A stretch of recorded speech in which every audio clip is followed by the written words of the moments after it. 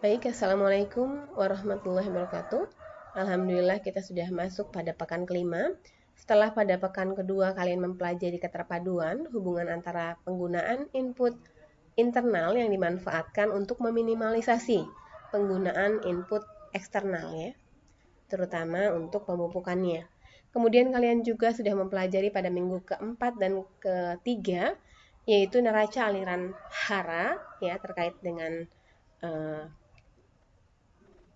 hara makro yang bisa dikembalikan ke dalam sistem, kemudian untuk mengurangi penggunaan input pupuk anorganik misalkan.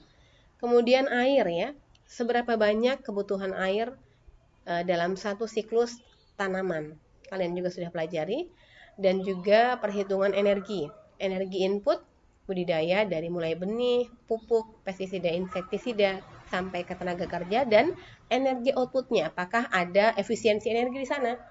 Apakah energi inputnya lebih besar dibandingkan energi outputnya, atau energi outputnya lebih besar dibandingkan energi inputnya, atau seimbang di antara keduanya? Itu adalah bagaimana kita mengetahui efisiensi penggunaan energi di sana. Sehingga pada minggu kelima ini kalian diminta untuk bisa mempelajari konsep agroforestry, yaitu penggabungan antara tanaman budidaya dengan tanaman pohon atau tanaman kehutanan. Jika tanaman budidaya itu tidak asing lagi untuk kalian ya, misalkan tanaman obat, tanaman hortikultura semusim, tanaman tomat mungkin, kacang panjang, terung, jagung manis gitu ya. Atau tanaman perkebunan, tanaman pangan tidak asing. Nah, untuk tanaman pohon yang bisa kalian gunakan adalah tanaman buah. Seperti halnya di daerah Indramayu, kalian bisa melihat konsep agroforestry pada hamparan padi dengan mangga misalkan. Atau di daerah Holiliang, pertanaman tanaman pangan digabungkan dengan bagian pinggir hutan desa misalkan dengan tanaman manggis. Jadi itu sangat mungkin untuk dilakukan atau direncanakan dalam konsep agroforestry. Atau tanaman kehutanan yang umum digunakan yaitu tanaman jati Ambon, Jabon, atau jati Solomon, atau jati emas. Bisa juga tanaman jinjing atau yang lebih dikenal dengan nama sengon. Nanti kalian lihat dari berbagai referensi mana yang paling mungkin untuk dikombinasikan dengan tanaman budidaya kalian. Dalam pertanian subsisten yang kalian pernah lihat pada video-video sebelumnya itu di salah satu pekarangan dosen ya. Jadi beliau ini mengkombinasikan antara tanaman jati, kemudian tanaman lada, tanaman pakcoy dengan tanaman nanas ya. Jadi mohon disesuaikan ya. Tanaman budidaya pertaniannya menyesuaikan dengan tanaman pokoknya, tanaman buahnya misalkan, atau tanaman kehutanannya. Bisa saja dipilih tanaman budidaya yang mungkin sedikit tahan naungan. Kalian bisa lihat di kebun Leukopo misalkan untuk iles-iles ya, atau suwak, atau yang menghasilkan glukomanan ya. Kalian bisa kombinasikan dengan tanaman kehutanan, karena tanaman suwak atau iles-iles ini dia tahan naungan ya, memang tanaman yang bisa ditemukan di hutan di bawah tanaman kehutanan, sehingga sangat mungkin. Atau tanaman misalkan kedelai yang tahan naungan, atau tanaman-tanaman lain yang tahan naungan, sehingga bisa dikombinasikan dengan sangat mudah dengan tanaman yang memiliki tajuk lebih atau kanopi lebih tinggi gitu ya. Jadi sistemnya begitu saja, kalian harus mengatur ya. Atau pola tanamnya, misalkan padi dengan jati. Kalian harus mengatur pola pertanamannya tentunya ya. Tentu tidak menanam jati pada arah datangnya sinar matahari, karena itu akan menutupi atau memberi bayang-bayang pada pertanaman padi ya, akan menyebabkan pertumbuhan tanaman tidak baik. Jadi kalian bisa meletakkan tanaman jati itu pada sisi utara atau selatan atau bagian baratnya. Begitu ya. Kemudian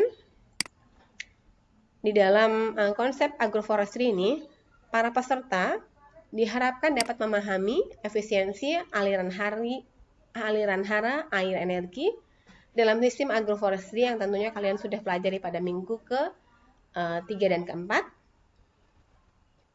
Bagaimana efisiensi energinya. Kemudian bentuk-bentuk agroforestry-nya, dari mulai yang sederhana, tadi saya sebutkan, misalkan seperti padi dengan jati, atau singkong ya, kasava dengan tanaman sengon, begitu ya, yang biasa ditemui di Jawa Barat. Atau ada mungkin kalian informasi tanaman agroforestry sederhana yang lain di daerah kalian, silakan saja. Malah itu akan menjadi sumber informasi yang sangat menarik ya bagi rekan-rekan kalian.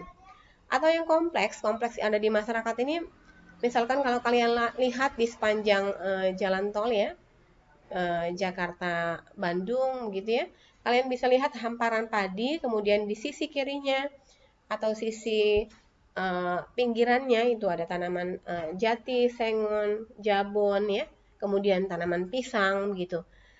Jadi sangat mungkin karena pisang juga kan butuh sedikit naungan ya. Jadi itu lebih kompleks. Kalian bisa pertimbangkan untuk bisa merencanakan hal tersebut. Kemudian atau nantinya dari sistem agroforestry yang kalian pilih, kalian juga bisa mempelajari hubungannya dengan lingkungan, mengenai persen keterpaduannya ya, pengembalian input ke dalam sistem.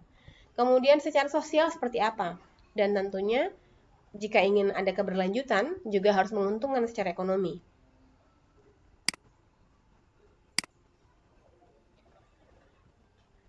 Nanti kami akan fasilitasi ini pada pukul 14:20 kalian diminta untuk bisa masuk ke dalam Zoom meeting dan memilih ya breakout rooms yang sesuai dengan komoditas yang sudah ditugaskan pada minggu-minggu sebelumnya.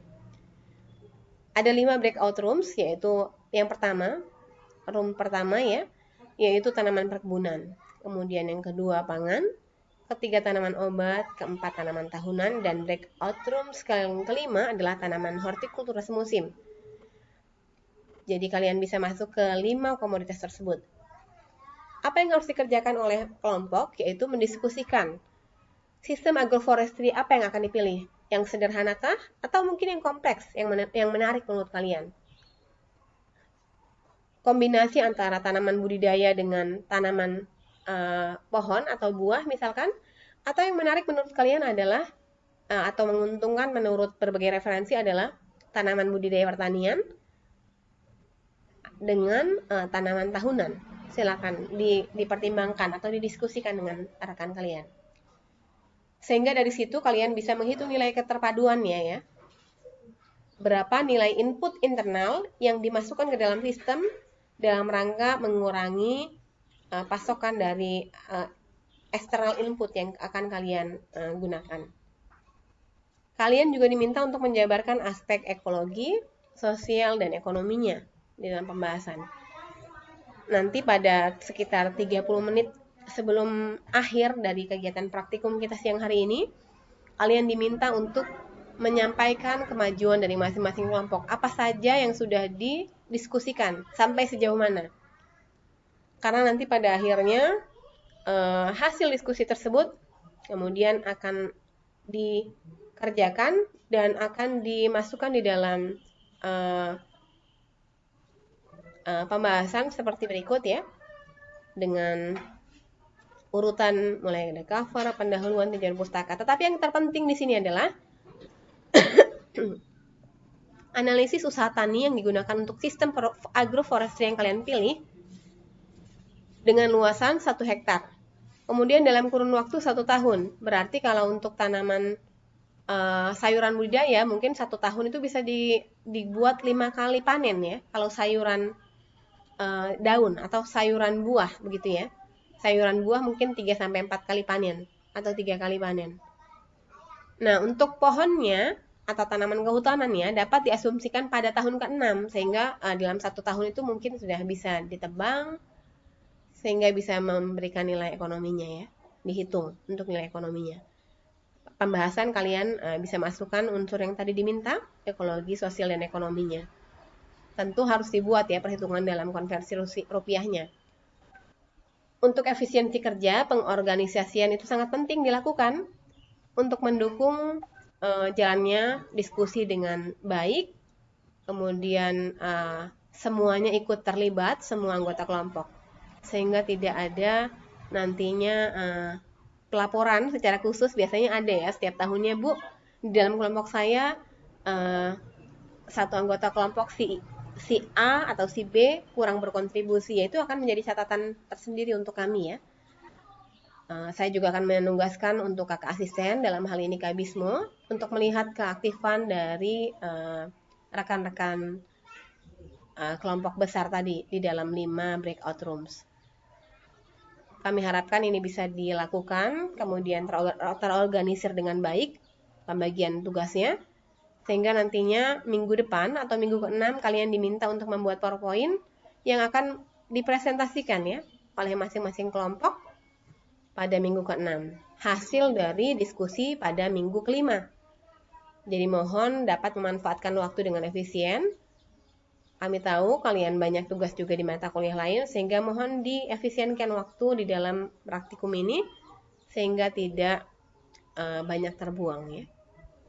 Demikian ya untuk penjelasan pendahuluan praktikum pada agroforestry topiknya pada siang hari ini. Selamat mengerjakan dan selamat bergabung pada Zoom meeting siang ini. Langsung masuk saja pada breakout rooms yang disediakan. Selanjutnya nanti akan dibimbing oleh kakak asisten Kak Bismo untuk bisa melanjutkan diskusi sampai dengan menjelang praktikum ini berakhir pada pukul 4 nanti ya. Baik, Assalamualaikum warahmatullahi wabarakatuh. Selamat melanjutkan aktivitas.